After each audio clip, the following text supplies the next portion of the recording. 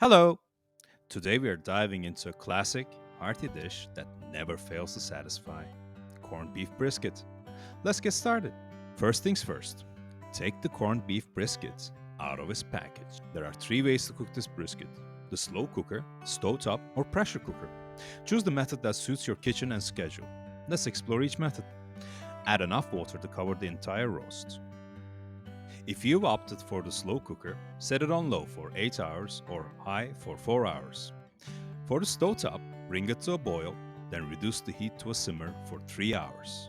And for the pressure cooker, follow the manufacturer's instructions or choose high pressure for 55 to 60 minutes. To make sure our brisket is done perfectly, check the internal temperature with a meat thermometer, aiming for 165 Fahrenheit. Alternatively, cook until it's fork tender, a sign that it's reached that melt in your mouth consistency.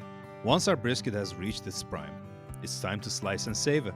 Take note of the grain of the meat and slice against it for the most tender and flavorful bites. Arrange the slices on a serving platter and you're ready to indulge. You just prepared a delightful corned beef brisket. Enjoy your wonderful meal.